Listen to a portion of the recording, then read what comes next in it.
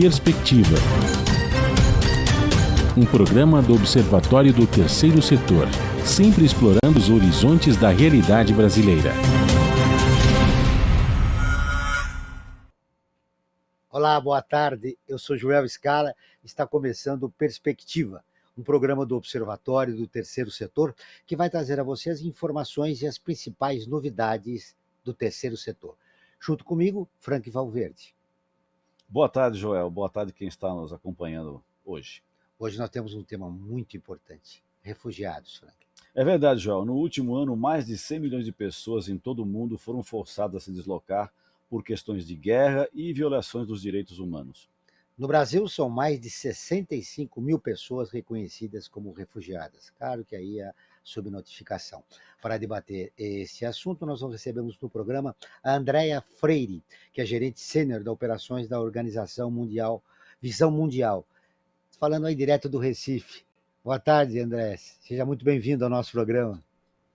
Olá, obrigada. É um prazer estar aqui para a gente falar de um tema tão importante. Obrigada pelo Aqui está convite. muito frio. E aí em Pernambuco? Aqui, No Recife? chuva e calor. Chuva Essa e época calor. começa a chuva por aqui, mas continua calor. Nosso outro convidado é o padre Marcelo Marostica, vice-diretor da Caritas Arquidiocesana de São Paulo. Seja muito bem-vindo, padre, ao nosso programa. Prazer em revê-lo novamente, né? Já há algum tempo. Com certeza. Que bom estarmos juntos novamente. A pandemia impediu que a gente se encontrasse, né?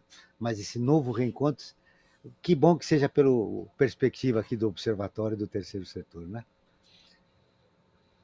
Franklin, antes de começar a nossa entrevista, vamos para o destaque da semana. Verdade, Joel. O destaque desta semana é uma matéria que está no Observatório do Terceiro Setor. Menino negro é baleado por policial que chamou ajuda para sua mãe. Macara Murray pediu para o filho que ligasse para a polícia e também para a avó, quando o pai de um dos seus filhos chegou em casa alterado e muito nervoso. Ao chegarem os policiais, deram ordem para que todos saíssem com as mãos para cima, né? E o menino atendeu o pedido que estava sendo feito pela polícia e quando ele estava saindo, ele tomou um tiro no peito. O caso aconteceu na cidade de Indianola, no estado americano do Mississippi. Felizmente, o menino não morreu, né? Ele ficou muito assustadinho, coitado, até ele falou assim, por que fizeram isso comigo? Né? Ele foi lá, levantou as mãozinhas, saiu e tomou o tiro, né? Ele ficou muito assustado, mas por sorte já voltou para casa e está se recuperando. A violência policial, né, como a gente tem visto, não é exclusividade brasileira, né? Isso está em todas as grandes cidades do mundo, infelizmente. É verdade, Franklin. E aqui no Brasil, nós temos denúncias praticamente todos os dias de violência policial. Vamos começar com a nossa entrevista. Andréa, vocês em abril soltaram um selo, né, para refugiados. E aí, durante o programa nós vamos saber de você como é que foi o lançamento disso e, ao soltar o selo, vocês também fizeram uma pesquisa para saber, né, como está a situação do refugiado no nosso país. Quais as principais atividades que a Visão Mundial vem desenvolvendo, além do selo? Isso aí, Visão Mundial vem trabalhando, né? Visão Mundial é uma organização não governamental, cristã, e que atua em todo o Brasil com foco na proteção de crianças e adolescentes, mas também na defesa de direitos humanos e na redução das vulnerabilidades. A atuação da gente com pessoas migrantes, ela se dá desde o início do maior fluxo migratório venezuelano no país, entrando maiormente ali por Manaus, Pacaraima, e o projeto Vento Puedes, que é o projeto que a gente criou esse selo, que a gente lança esse selo agora no mês de abril de 2023, ele vem desde 2019 atuando para a gente garantir integração, proteção e oportunidade para a população migrante e refugiada que ingressa no país diariamente. Perfeito. Eu gostaria de fazer uma questão tanto para a André como para o padre Marcelo. Como é que o Brasil acolhe essas pessoas que vêm para cá como refugiadas, né? O nosso tratamento dado a essas pessoas, ele é um tratamento, digamos, positivo, ou ainda precisa evoluir muito para nós estarmos, digamos, no mesmo nível que outros países da Europa, por exemplo, aqueles que recebem bem, né? Porque a gente sabe muito bem que tem muitos países na Europa que fecham as fronteiras e, inclusive, quando as pessoas atravessam o norte da África para entrar por via marítima, né, para entrar nas costas dos países da Europa, são barrados e muitas vezes morrem afogados. No Brasil, como é que é dado esse tratamento aos refugiados? Então, podemos dizer que o Brasil é reconhecido internacionalmente com as boas práticas de acolhida. Tanto a Lei de Refúgio de 1997, como a Lei de Migração de 2017, tem como foco a questão da acolhida humanitária. Então, todas as organizações, todo o governo, né, o Estado brasileiro, na questão das políticas de migração e de refúgio, as práticas que são construídas no dia a dia, são reconhecidas internacionalmente, né, como boas práticas, e principalmente por um critério que é fundamental, a não devolução da pessoa em situação de refúgio ou solicitante de refúgio ao seu país de origem, mas de acolher e poder integrar. Então, podemos dizer que o Brasil é modelo para o mundo todo na questão da acolhida. André, como é que tá, isso acontece também na região norte? Aí? A gente sabe que, por exemplo, no estado de Roraima, lá tem um fluxo muito grande de imigrantes da Venezuela, né? Via Pacaraima, o pessoal entra em Pacaraima, não fica em Pacaraima, porque Pacaraima é uma cidade muito pequena,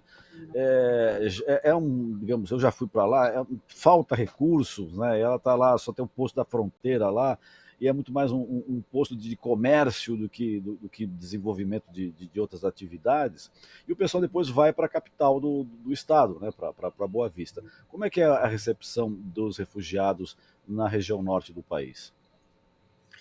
É verdade que o Brasil ele tem uma estrutura e a Operação Acolhida, que ela é liderada pelo Exército Brasileiro, juntamente com o governo federal e outras agências, né? Agências da ONU, organizações não governamentais, tem uma estrutura muito sólida, muito forte para garantir a assistência e o atendimento, o acolhimento dessa população migrante da forma mais adequada possível. No entanto, a gente tem muitos desafios, tanto pelo volume de pessoas que têm ingressado diariamente no país, desse grande volume, uma média hoje em dia de 800 mil pessoas por dia ingressam pelas fronteiras e chegam a Pacaraima. E aí, como você mesmo falou, é uma cidade que não tem muita estrutura, né? Uma cidade que já não tem estrutura para atender a própria população nativa.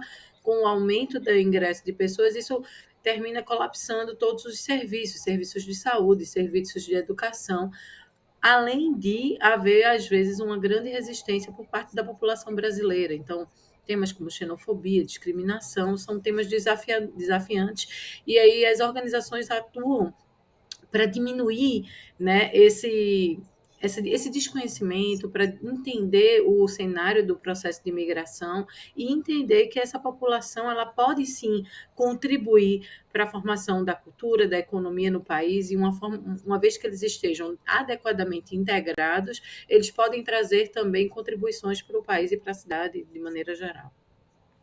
Deixa eu aproveitar um gancho, deixa eu pegar um gancho da Andréia.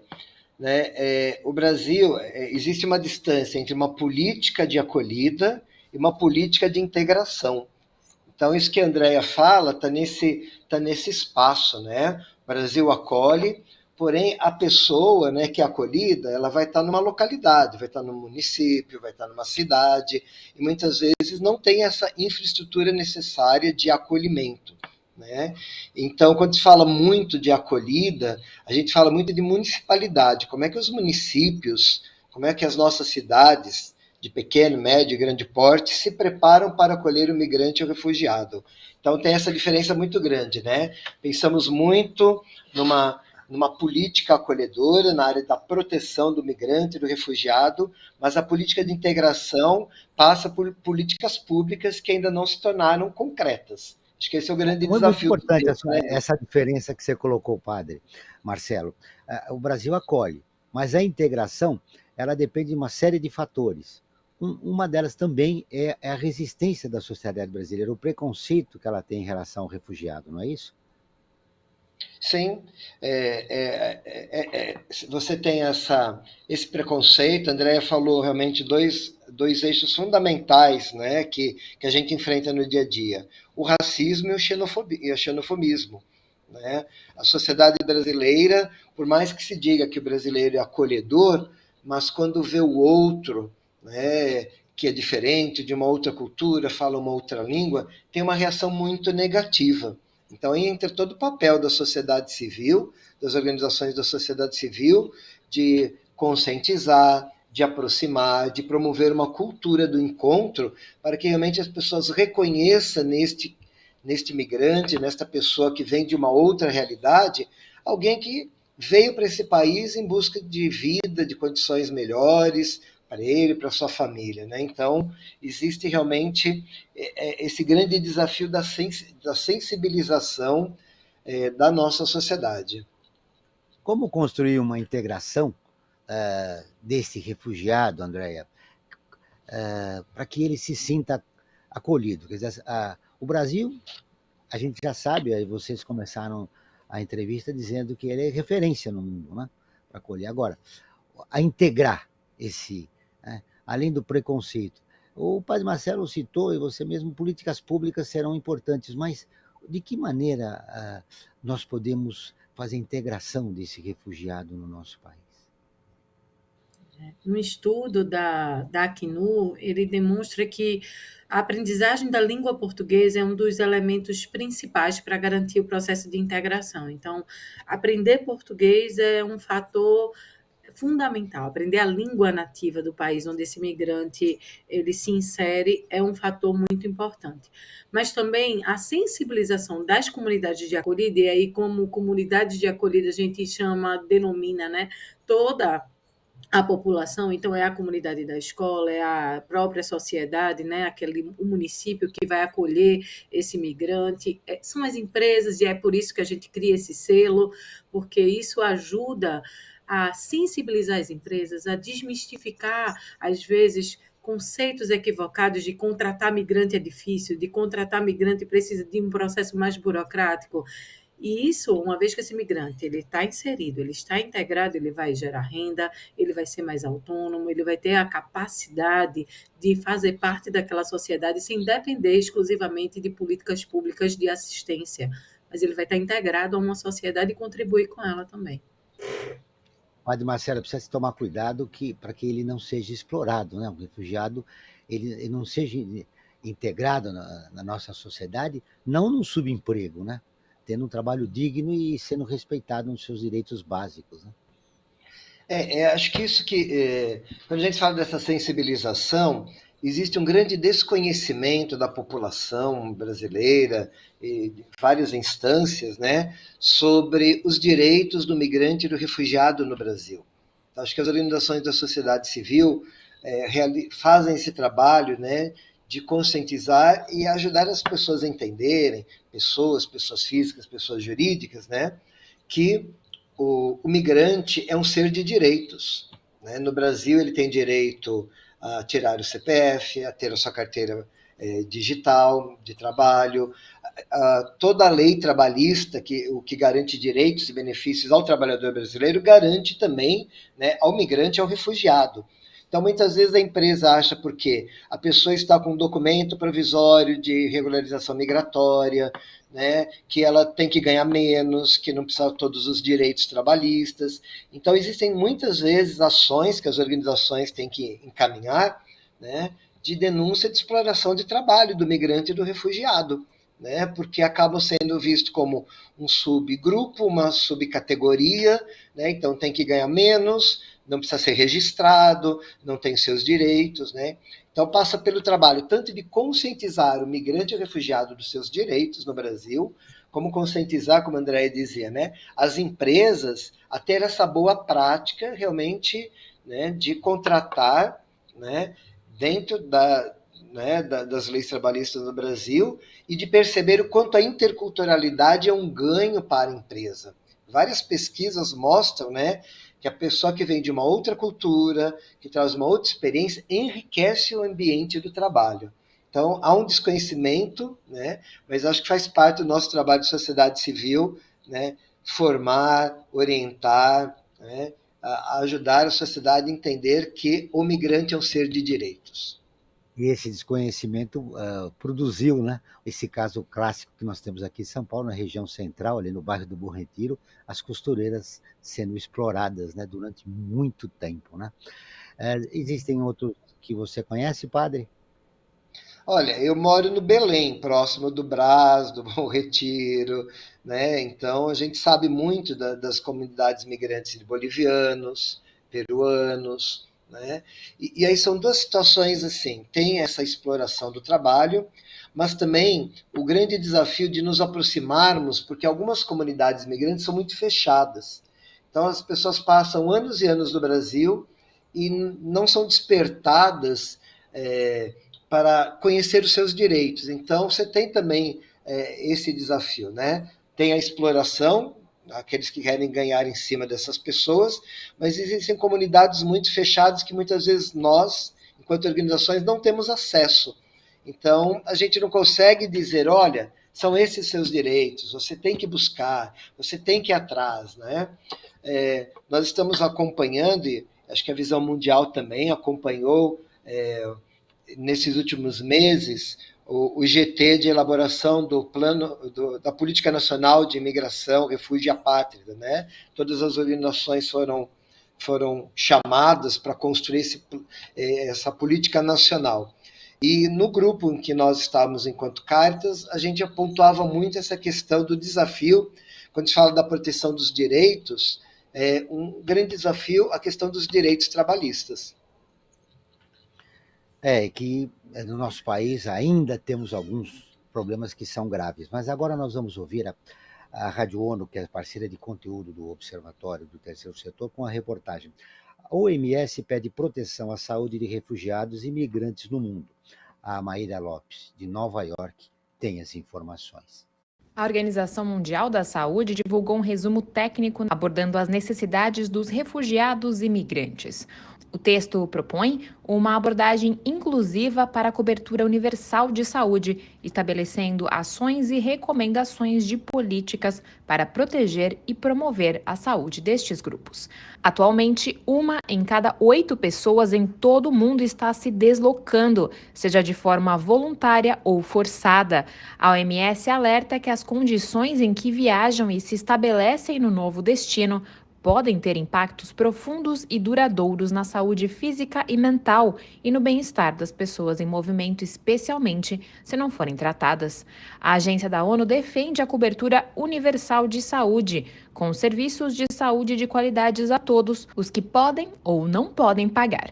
Mas diferenças culturais e linguísticas, barreiras financeiras, estigma, discriminação e preço alto, muitas vezes, dificultam que muitos refugiados e imigrantes em situações vulneráveis tenham acesso a serviços de saúde. O texto indica a urgência do progresso para alcançar metas e compromissos globais com a equidade na saúde para refugiados e imigrantes.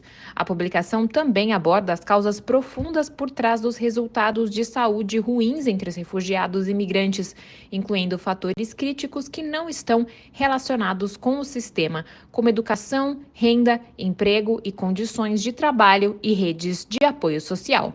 Da ONU News em Nova York, Maíra Lopes. Muito bem. Andréia, e no caso do Brasil, como está a nossa situação? Está bem preocupante, sobretudo para mulheres, crianças, né? Nós temos visto um número elevado de mulheres gestantes sem nenhum tipo de pré-natal, né? E de um grande volume de crianças com quadro de desnutrição e de insegurança alimentar. Isso tem sido um fator de preocupação do número elevado de bebês natimortos ou de abortos que são gerados, né, e a falta de estrutura nessas cidades, que são cidades de recebimento de população migrante, né, de não ter uma estrutura adequada nem para a própria população. Então, com o volume aumentado e essas mulheres que chegam sem esse histórico de acompanhamento da gestação, isso agrava os riscos, né? Também um número muito grande. A gente recentemente fez uma ação de apoio às casas de acolhida com suporte, né, e com orientação de um médico em relação à questão nutricional de crianças até 5 anos. e porque as mães também desnutridas não conseguem de amamentar as crianças pequenas, as crianças em fase de desenvolvimento da primeira infância sem alimentação adequada. Então, a Visão Mundial buscou a orientação da Casa Nutri para que a gente pudesse garantir uma assistência adequada de alimentação. Então, tanto do ponto de vista nutricional, quanto do atendimento, sobretudo a mulheres gestantes, eu acho que esse é talvez um dos maiores agravantes, né, que a gente tem para o tema de saúde para a população migrante e refugiada no Brasil. Padre Marcelo, no caso de São Paulo, nós temos um trabalho ali no bairro, na região central, com o padre Paulo, né? Paulo Parisi, mas o número de refugiados é muito grande. São Paulo é a porta de entrada. Como está esse trabalho e o que é necessário para que ele seja ampliado? Então, acho que lembrar que as grandes cidades, São Paulo, Rio de Janeiro, sempre foram as cidades que atraíram muito a população migrante e refugiada. Hoje a gente vê, e com a questão da Operação Acolhida também, que as pequenas e médias cidades estão sendo buscadas também, né? Então, acho que dentro dessa conversa, acho que é importante dizer isso, né? Que o fluxo migratório não está indo tão direto às grandes cidades hoje, né? Existe realmente fluxo que estão se dirigindo para cidades menores, né, na busca de melhores condições de vida. Em São Paulo, nós temos uma grande rede de organizações que trabalham com migrantes e refugiados, né? E acho que mais do que como ampliar, porque assim, cada dia mais chegam desafios, né? E esses desafios a gente tenta responder junto na participação no Conselho Municipal do Migrante, no Conselho Estadual para Refugiado, buscando junto com o poder público algumas respostas. Pega um exemplo do ano passado, o fluxo afegão, que até hoje ainda gera para nós uma crise muito grande, principalmente uma crise aeroportuária, né? Que houve toda uma mobilização de um GT de Estado com secretarias estaduais, um GT nacional com ministérios, secretarias nacionais, para dar uma resposta a realidades específicas. Acho que isso que é importante, né? Não dá para a gente falar de migração e refúgio de uma maneira geral e única. Cada fluxo tem a sua especificidade. Quando a Andréa colocava a questão da saúde das mulheres, porque assim, com o fluxo venezuelano, o Brasil pela primeira vez acolheu mais mulheres migrantes do que homens. E sempre, né, sempre foi pensada a migração clássica, homens solteiros, como a questão de chegada de mulheres, chefes de família monoparental, grávidas com muitos filhos. Isso exigiu tanto das organizações da sociedade civil, como do próprio Estado brasileiro e dos municípios a repensar a sua prática. Então, eu diria assim, em São Paulo, mais assim, do que ampliar, a gente vem fortalecendo a rede, né? O quanto é importante essa partilha das experiências, dos desafios que a rede de imigração e refúgio, não só em São Paulo, mas no Brasil, vem enfrentando também, para dar respostas a estas especificidades. Então, por exemplo, quando você falava na questão anterior da saúde, que bom que no Brasil nós temos o Sistema Único de Saúde, que aí você garante esse atendimento universal para o migrante e para o refugiado, ou seja, o que nós brasileiros temos de direito, o migrante e o refugiado também tem. Só que a gente passa por várias dificuldades, por exemplo, né? As equipes são equipes que não falam outro idioma além do português, né? Nós tivemos situações de mulheres afegãs que estavam grávidas, que, né, na questão de ser acompanhada, e aí então a mulher afegã, pela questão da cultura que tem, só quer ser atendida por uma médica mulher, e nem sempre se tem uma médica mulher no posto, né, na UBS, na UPA, né? Então existe esse despreparo. Então, acho que são esses desafios, né? Como crescer, a gente vai percebendo as lacunas que se tem dos atendimentos, dentro dos serviços, e tentar dar uma resposta a esses desafios. Hoje, por exemplo, né, já que o migrante refugiado tem direito a todos os acessos dos serviços, né, no Brasil, serviços públicos, precisamos capacitar as equipes dos serviços públicos para atender bem, para saber conversar, dialogar. Eu lembro sempre uma história, tem um amigo que é médico obstetra, e um dia ele me ligou e falou assim, você não sabe o que aconteceu, eu tive que fazer um parto de uma haitiana. Eu falei, como é que foi a conversa? Foi pelo Google Tradutor, porque ela não falava nada. Então você imagina um médico no Google Tradutor, a mulher no momento do parto, era só no francês e tentando dialogar. Então, o desafio que a gente tem. Acho que a rede cresce quando a gente percebe os desafios, as lacunas, e vamos buscando respostas. Traz novas informações e é uma nova maneira de se relacionar com o refugiado, é construir políticas públicas que se adequem, né? Que dê essa resposta para que ele possa ter uma vida digna no nosso país. Franklin, agora nós vamos com a participação dos nossos seguidores. É verdade. Nosso programa aqui na Rádio Brasil Atual, nós fazemos umas enquetes, mas essa semana aqui nós estamos inovando. As enquetes vão voltar, mas nós vamos fazer uma inovação. Nós vamos trabalhar com questões que foram enviadas por quem nos segue nas redes sociais. E eu tenho duas questões aqui. A primeira eu vou fazer para a André. O Caio, nosso seguidor, enviou a seguinte questão. O Brasil recebe mais refugiados de qual país, né? Não sei, eu acho que talvez a região tenha um determinado país, né, que recebe mais, mas, enfim, com a sua experiência, com as suas informações, André, como é que você responderia essa questão do Caio? Qual o país que mais envia refugiados, imigrantes aqui para o Brasil? Não vou ter essa informação precisa, mas eu acredito que os migrantes venezuelanos hoje eles são a maior parcela, talvez, de imigrantes e refugiados que chegam ao país, com esse volume, né, com esse aumento do fluxo migratório venezuelano desde 2018. Então, já são mais de 435 mil migrantes que ingressaram no país desde 2018. Isso é um dado da plataforma Rei4V, e isso indica que a gente, tanto pela natureza do país, né, de ser um país que acolhe, um país que dá oportunidades, mas que, ao mesmo tempo, a gente reforça. São pessoas que encontram ainda alguns desafios de integração, de estarem incluídos, de fato, integrados de uma forma respeitosa, né, não discriminatória, nas cidades do Brasil. Lógico, uma entrada mais forte nas cidades fronteiriças, mas existe uma estratégia de interiorização, que é justamente dessas pessoas que chegam nas cidades de entrada e são encaminhadas às cidades de acolhida, muito forte, no sul e sudeste do país, onde a gente tem mais oportunidade, inclusive, de empregabilidade, de estrutura para receber essas pessoas. Receber essas pessoas, perfeito. E a outra questão que foi enviada pela seguidora Valentina, a pergunta que vai para o padre Marcelo, que, de uma certa forma, acho que no nosso programa alguns itens já foram respondidos, mas, né, para responder para a Valentina, a gente pode dar uma retomada. O Brasil tem um protocolo para receber refugiados, padre Marcelo? Deixa eu pegar uma carona na pergunta da Valentina. Se tem um protocolo? Tem. E o que precisa ser mudado para atender melhor o refugiado? Exatamente.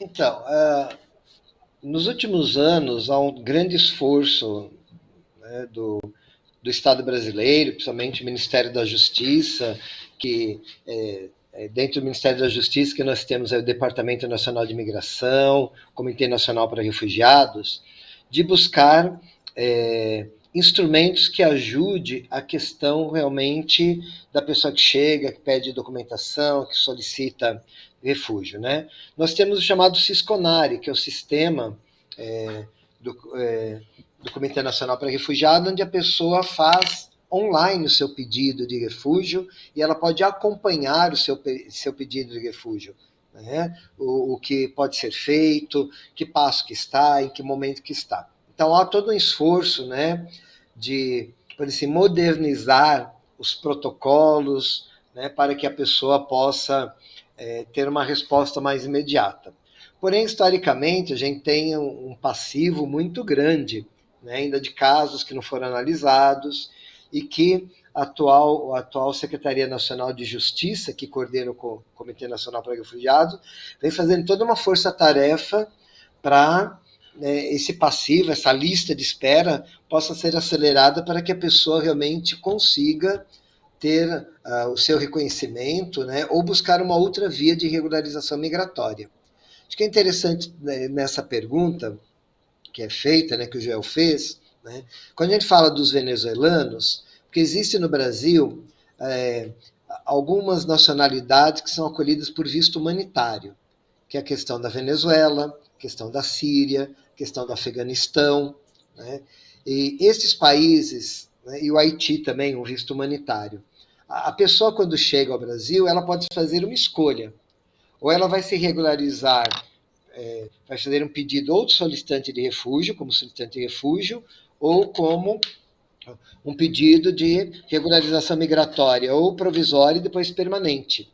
Então, às vezes, quando a gente fala, né, a Andrea falava dos dados, né, da Venezuela, olha, foram mais de 400 mil venezuelanos que entraram, mas nem todos pediram refúgio, eles pediram outras vias regularização migratória, né? Então, acho que o governo vem acelerando isso, com essa preocupação.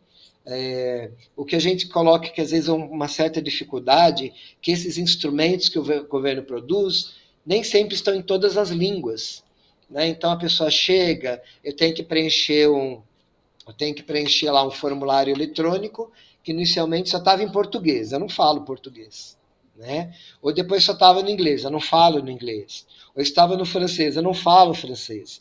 Então, como pensar? E aí é uma grande dificuldade você pensar um instrumento, né, que atenda a diversidade de línguas. Só para termos uma ideia, quando perguntava da questão do número de solicitantes de refúgio, o Brasil tem aí um número, né, grande de imigrantes refugiados, mas de 117 nacionalidades.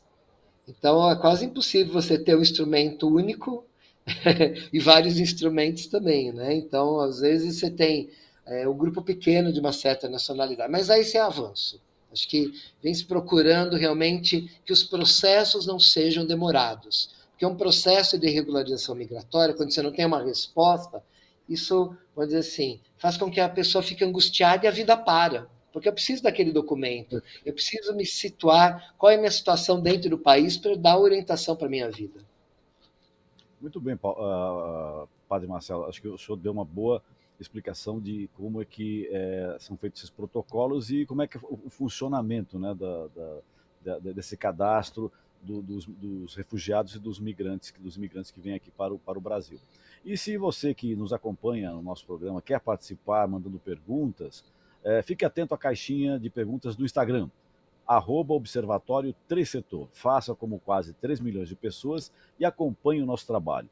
No facebook.com/Observatório Trisetor, youtube.com/Observatório Trisetor. O 3 sempre em numeral. Joel. Em abril, a Visão Mundial lançou o selo Empresa Amiga do Imigrante, para certificar empresas que contratam pessoas migrantes e refugiadas. André, abriu recentemente, né? Não dá para a gente fazer uma avaliação, mas já se percebe qual o estado, né, de entrada que deu uma resposta melhor. A gente sabe que nós vivemos uma pandemia, o Brasil, as empresas passaram por dificuldades econômicas, mas já é possível ver resposta nesse selo da Empresa Amiga?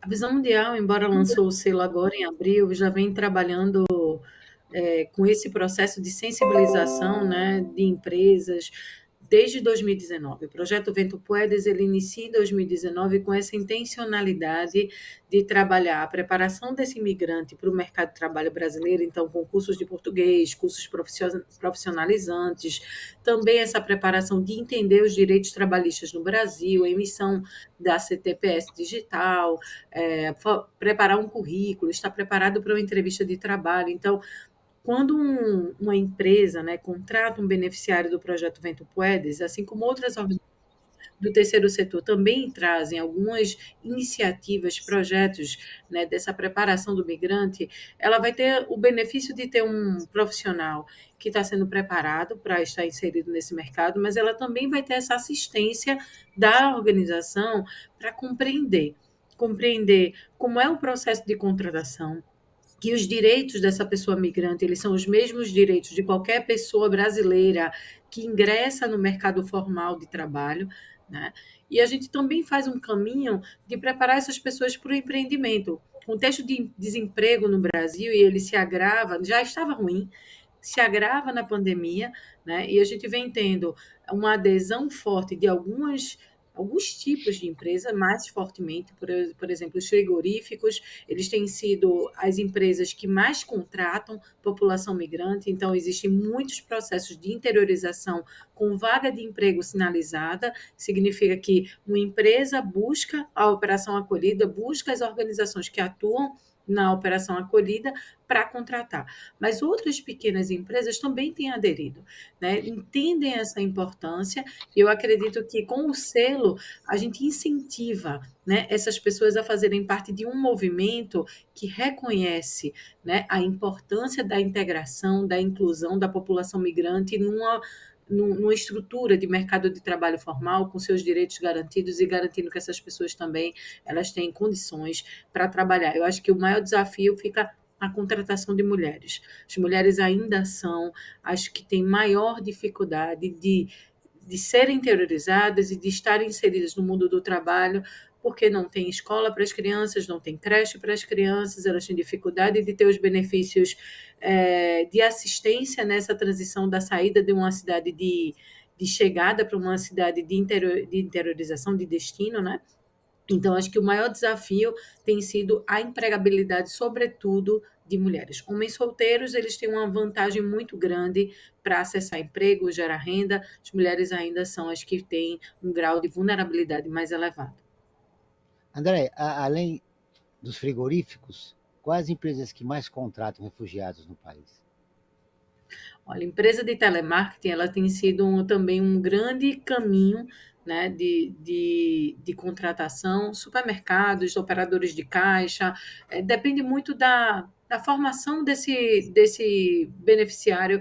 É difícil que eles estejam inseridos em empregos que requerem um diploma, porque o processo também de validação do diploma, e muitas pessoas, sobretudo na primeira chegada, nos primeiros grupos, eles chegavam com um nível de qualificação alto, né? Eles tinham formação, pessoas com graduação, pós-graduação, mas se submetendo a subemprego. Por quê? Porque o processo de revalidação de diploma é muito difícil, caro e complexo. Então, termina que as pessoas vão trabalhar como operador de caixa em supermercado, de caixa de estacionamento. Por quê? Porque ela não tem outra condição de comprovar a formação dela. Então, a gente tem trabalhado também na sensibilização das universidades. Algumas universidades têm iniciado esse processo de facilitação da revalidação de diploma, porque algumas empresas ofertam vagas, mas elas não estão. Não é nem que elas não têm qualificação, mas elas não têm a comprovação da qualificação para poder acessar esses empregos que tenham uma qualificação, inclusive uma remuneração mais elevada. E aí tem que aceitar o subemprego, né? Agora, Frank, nós vamos com a participação especial do programa. Todo programa nosso, nós trazemos um entrevistado que tem uma participação especial, trazendo sempre uma informação importante, Frank. É verdade, Joel. Agora nós vamos receber o João Paulo Vergueiro, que é diretor da organização Giving Tuesday para a América Latina e Caribe. Boa tarde, João Paulo. Tudo bem com você? Oi, Franklin. Oi, Joel. Boa tarde para todo mundo. Tudo ótimo aqui comigo. E vocês? Prazer em receber você. João Paulo, qual que é a importância da doação para o terceiro setor? Franklin, a doação é o ato mais humano que a gente pode ter para fazer a diferença na vida das pessoas. Quando a gente doa nosso tempo, quando a gente doa nosso dinheiro, nosso conhecimento, a gente está abrindo mão de algo que temos em benefício de terceiros para fazer um mundo melhor. Então, para o terceiro setor, a doação é o recurso mais desejado, é o recurso que mais a gente busca e que mais que a gente promove nas pessoas. Não tem como não dizer isso. A doação é o principal recurso para financiar e para fazer a diferença no terceiro setor. Sobretudo das pequenas e médias organizações que dependem muito da doação para continuar o seu trabalho. João, sabemos que você está falando direto de Portugal, a gente sabe que a doação no país cresceu bastante. Não nos moldes da Europa, né, mas já cresceu. O que é necessário nesta etapa para que o terceiro setor consiga, né, sensibilizar boa parte da população, que aliás foi sensibilizada durante a pandemia? Ela doou mais, né? reconhecendo que o Brasil é um país desigual. Mas e agora, no day after da pandemia? O que é necessário?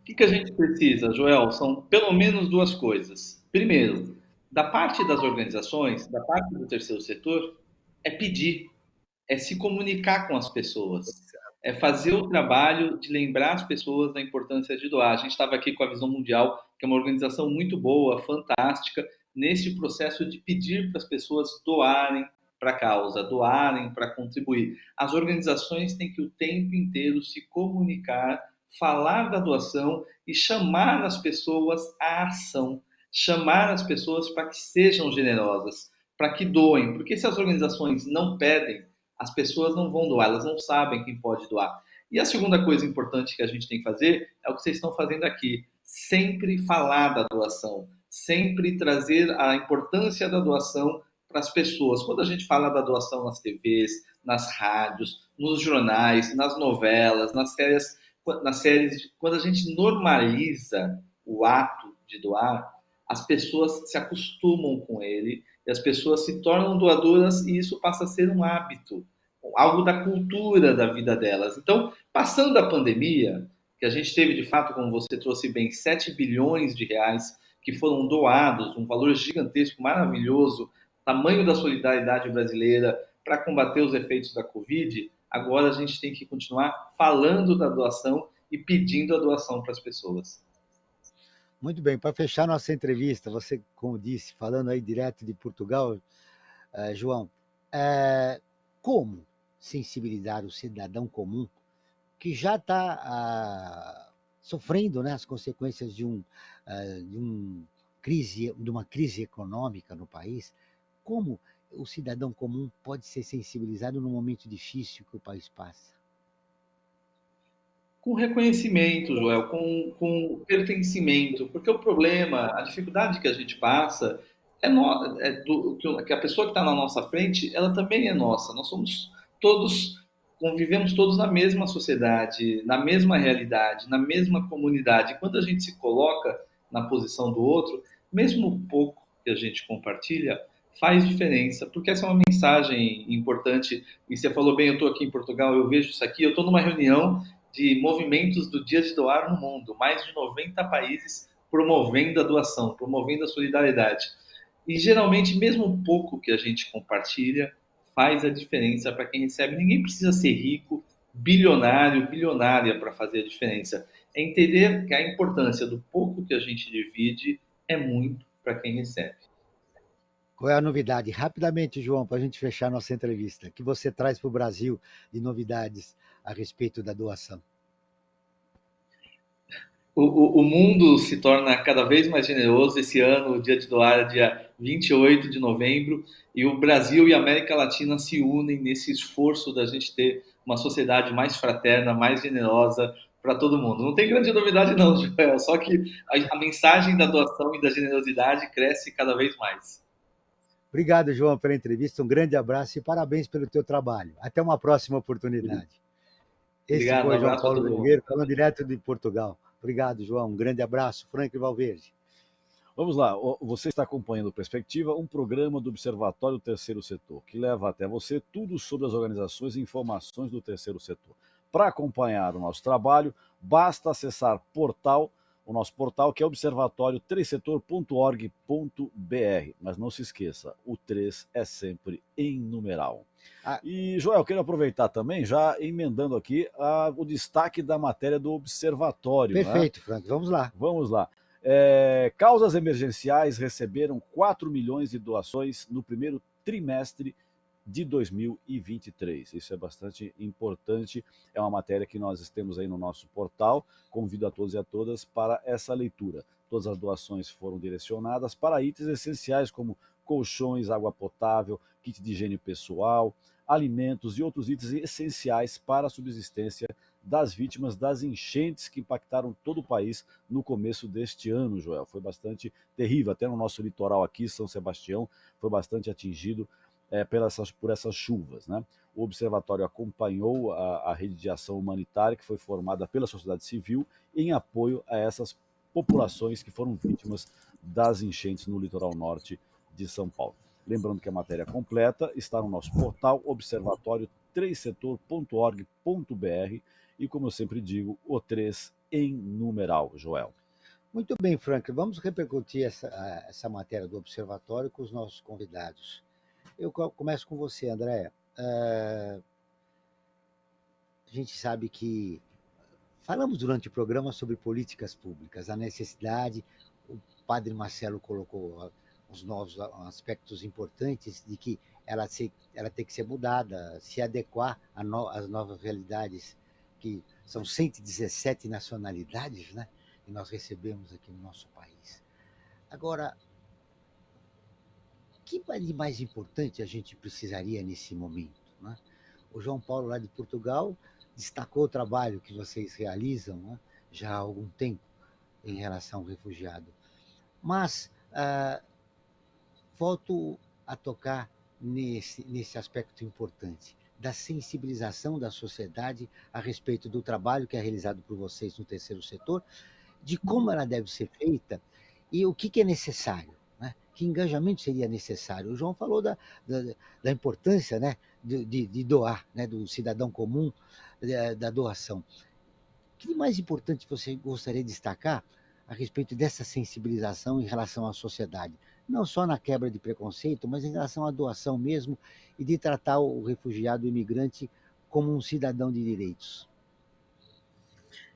Eu acho que a gente precisa garantir mais transparência e relacionamento com quem doa, sabe? Garantir que essas pessoas, elas entendem o trabalho que as organizações desenvolvem, o quanto isso contribui para a melhoria, para a transformação de vidas e o quanto isso contribui para a superação de desafios, de vulnerabilidade que as pessoas enfrentam no dia a dia. A gente tem uma equipe que atua diariamente, né, em contato com os nossos doadores, e recentemente a gente teve um relato de um doador que entrou em contato conosco. Ele é um catador de recicláveis, e ele já contribui mensalmente para que uma criança participe das atividades da Visão Mundial.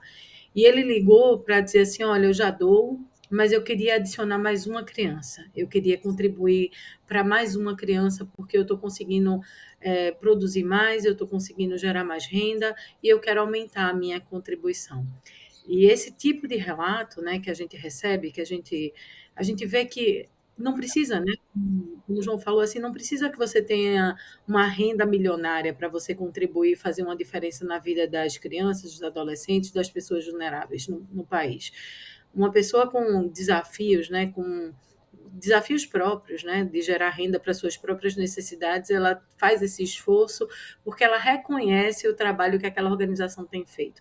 E acredito que saber desses desafios de quem doa leva as organizações a ser mordomo, a ter responsabilidades com os recursos que a gente recebe e garantir que o que a gente faz também se mostra, né, que a gente presta contas, que a gente evidencie como esses recursos estão chegando, de fato, para atender as necessidades que mais precisam. Então, a população migrante e refugiada, para quem já teve a oportunidade, né, e nem precisa chegar em Pacaraima, chegar em Boa Vista, lá você vê isso de uma forma muito mais intensa, mas isso está presente em todas as cidades. Você encontra migrantes pedindo ajuda nos sinais, você encontra pessoas que estão desabrigadas, que estão vivendo em contextos de ocupações espontâneas, né, de um contexto de vulnerabilidade de moradia, de insegurança alimentar. Então, é um pouco da gente entender a necessidade e a gente poder pesquisar quem é que está trabalhando para apoiar a superação desse tipo de problema. E não é assistencialismo, não, é assim, as organizações atuam para a superação desse problema, mas que essas pessoas de fato estejam integradas, gerem renda, não precisem mais. A gente teve experiências de imigrantes dizerem assim, olha, eu não preciso mais receber o cash, porque eu consegui um emprego. Eu não preciso receber o cartão com o dinheiro mais, porque eu consegui um emprego, dá para outra pessoa, né? Eles não querem estar nessa dependência, eles querem sim oportunidade. Então, para as empresas que estão escutando a gente também, gerem empregos, gerem oportunidade. Doar para as organizações é um caminho, mas gerar oportunidade de trabalho para essas pessoas também é uma forma de contribuir. E para quem está no momento financeiro que não consegue, também existe o trabalho voluntariado. A Visão Mundial busca esse engajamento voluntariado. Às vezes você não está em condição de doar um recurso financeiro, mas você tem condições também de doar seu tempo, de doar algo que você faz bem, você tem uma boa qualificação, né? Então, você pode ser um professor de português, você pode fazer alguma outra atividade que vai fazer alguma diferença e contribuir de alguma forma. Muito bem. É verdade, a solidariedade é fundamental para a gente compreender, para que nós, enquanto sociedade, compreendemos a situação do refugiado. Padre Marcelo, antes de eu conversar com a Marina Peixe-Vanes, eu tenho uma pergunta para você rápida. Nós tivemos, durante a pandemia, um aumento das doações, né? A população ficou sensível com a situação de boa parte da população brasileira. A população está mais sensível depois da pandemia em relação ao migrante, ao refugiado? Então, Joel, na pandemia nós tivemos um aumento das doações, só que hoje a gente percebe que as doações estão diminuindo, né? Acho que todo o contexto que o Brasil está vivendo, acho que agora que a gente está sentindo aí as consequências da pandemia, eu falo isso pela experiência, né? Eu sou padre também, tenho uma paróquia aqui na Zona Leste, e a gente vem insistindo muito, motivando, sensibilizando, mas as doações vêm caindo, né? Acho que as pessoas estão passando por dificuldades, até aqueles que doavam, aqueles que tinham essa prática constante, permanente, né? E acabam diminuindo. E a Acnur, ela sempre, a gente vai aprendendo com a Acnur também, porque a Acnur, para manter os seus parceiros, os projetos aqui no Brasil, depende também de doações internacionais, né, que eles acabam captando. E o que eles dizem é o seguinte: quando uma realidade se perpetua por muito tempo, as doações acabam diminuindo. Porque você imagina, por exemplo, que tal situação vai ser uma situação que vai durar alguns meses. Aí você se planeja para estar ajudando aquele X de meses. E quando se perpetua, então não há tanta empolgação e vai diminuindo as doações. Aí vem o desafio, né? Como despertar e manter o coração humano sensível à realidade dos nossos irmãos e irmãs, né? Mas ainda no caso do migrante e do refugiado, existe um elemento novo, né? Acho que por todo o contexto, ter deixado seu país de origem, ter que recomeçar a vida. Muitos chegam ao Brasil com a roupa do corpo, muitos chegam ao Brasil, né, com só o seu passaporte. Então, esta realidade é uma realidade que ainda toca no coração dos doadores, daquelas pessoas que querem ajudar. Eles reconhecem que é uma realidade muito pior do que aquela que nós estamos vivendo, né? Tive que abrir mão da minha história, da minha vida e começar tudo de novo. Então, vamos dizer que o migrante refugiado traz esta situação que ainda é um elemento que sensibiliza. Marcelo, aí dá um outro programa, né? Sobre a perda da identidade, a construção de uma nova identidade num novo país. E nós vamos voltar a falar desse assunto, que ela é muito interessante. Agora vamos receber a Marina Peixe-Vanes para falar sobre gentileza e generosidade. Que prazer em falar com você, Marina. Que a Marina já há algum tempo é parceira do Observatório e neste ano é a primeira vez que eu tenho a oportunidade de falar com você. Boa tarde, Marina. Seja bem-vinda. Olá, que alegria estar aqui conversando com você e com a nossa querida audiência. Marina, quais são as novidades? Eu soube que você está percorrendo o país, correndo, entregando prêmio, participando de eventos. Eu queria que você resumisse em 2 minutos as suas atividades nesse ano, quase no meio do ano já, né? Deve ter muita coisa para contar. Sim, Joel. Nós, esse ano, pela plataforma de educação para gentileza e generosidade, quem ainda não conhece, é só acessar gentilezagenerosidade.org.br. Nós estamos criando uma aproximação com os múltiplos públicos com os quais nós nos relacionamos. E é um trabalho bastante desafiador, porque na nossa forma de pensar, a mudança ela só pode acontecer de forma sistêmica. E que mudança, né? Uma mudança para uma conscientização sociotransformacional que, quando nós falamos de educação, ultrapassa as fronteiras do que é aquele conhecimento técnico, do que é aquela aquisição socioemocional de que tanto se fala hoje, inclusive em planos de aula, da nova Base Nacional Comum Curricular, e até na sensibilização no ambiente de negócios, no ambiente corporativo, no ambiente das corporações, quando se fala nesse senso empático, nesse senso de olhar para o outro. O que a gente tem feito é colocar o sócio transformacional, que é aquela capacidade de você olhar e fazer alguma coisa, e não só olhar e perceber, sentir, que é um grande salto, né, diagnosticar, e começar a ir aos espaços. Então, nós temos cada vez mais nos aproximado dos nossos jovens. Temos, inclusive, um programa no Observatório do Terceiro Setor, Gentileza e Generosidade, o Poder dos Jovens, com representantes de todo o país. Nós temos visitado as escolas vencedoras do nosso prêmio Educação para Gentileza e Generosidade, e temos conversado com as famílias, temos nos aproximado no âmbito dos ambientes de trabalho de empresas que estão implementando a nossa metodologia, que existe para a sala de aula, com os 7 princípios da educação para gentileza e generosidade, com planos de aula, e existe também planos de aula e metodologia de ensino, e existe também no ambiente corporativo. Então, assim, resumo dessa história, dessas nossas andanças pelo país, falando com secretarias da educação, falando com gestores de escolas, falando com empresas, empresários e organizações, nada como olhar, né? Olhar, criar essa proximidade e ver como essa transformação acontece. E um ponto importante, Joel, é que conforme nós vemos a transformação acontecer, nós nos transformamos também e levamos tudo isso para a nossa plataforma para que esse repertório continue inspirando cada vez mais gente. Que interessante. Você sempre virá aqui no nosso programa, pelo menos uma vez por mês, para fazer um resumo do programa que você faz no Observatório e contar as novidades. Nós estamos falando de refugiados hoje e a gente quer que a sociedade brasileira tenha um novo olhar em relação a esse personagem que chega ao Brasil fragilizado, não só economicamente, mas psicologicamente também. Marina, foi muito bom a tua participação.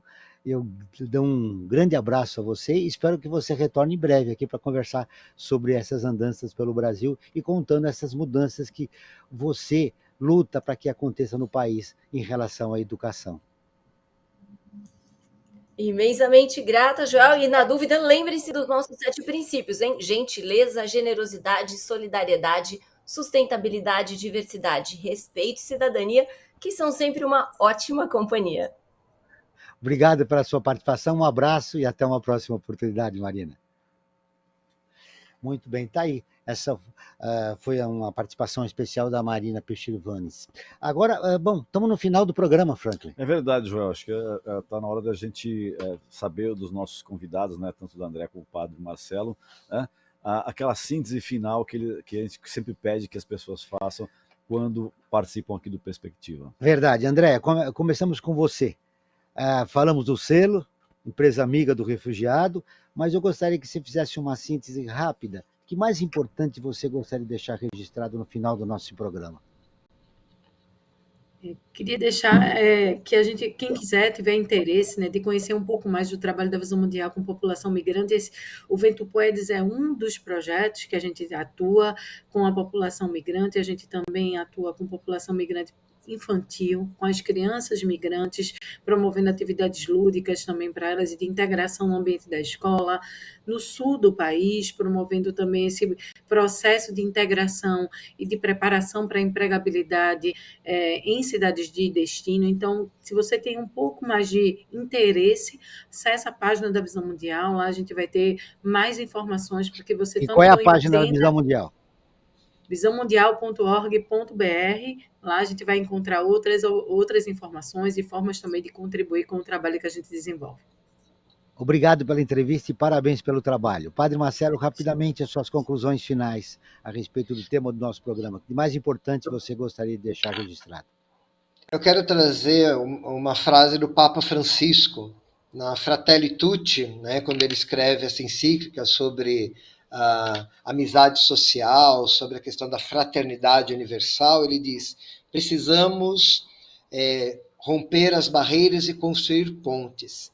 E trabalhar, acolher migrantes e refugiados é construir pontes. E aí o Papa Francisco, ele dá uma metodologia para qualquer pessoa nesse trabalho, a partir de 4 verbos: acolher, proteger, promover e integrar a pessoa do migrante e refugiado é o caminho para a construção de uma fraternidade universal. Acolher e respeitar os direitos do imigrante.